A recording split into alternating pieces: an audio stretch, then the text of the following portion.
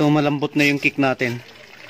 Ngayon, lagay natin yung magneto natin, yung stator. Tapos tignan natin kung may kuryente pa. Kasi dati bago to yung stock daw, umaandar siya.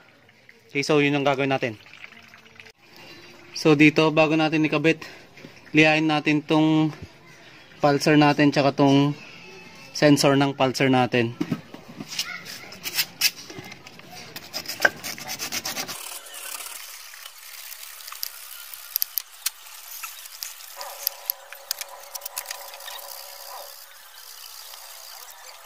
Nasundin natin ito.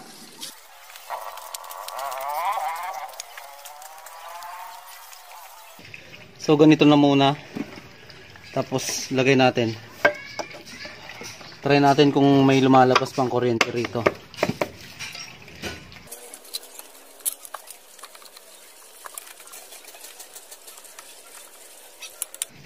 So syempre dapat live tayo. Tignan natin kung mayroon. Ayan. Dapat walang edit para syempre makatotohanan.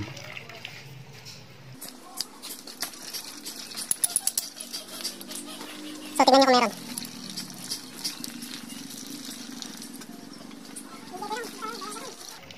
Ayan. Yun, meron pa.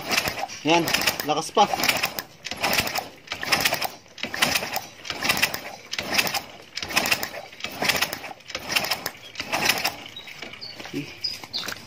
Subukan natin pandarin.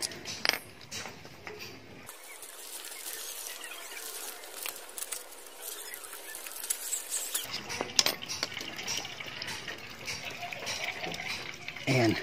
Try natin.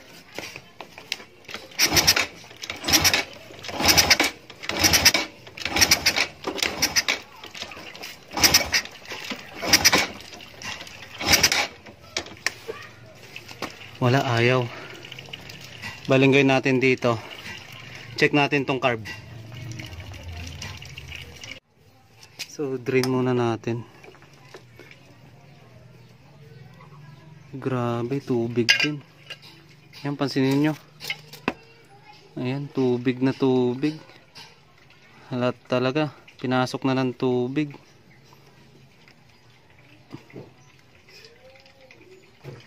Grabe, mahirap panda rin pag ganito talaga. Tubig na tubig. Ay, apaw.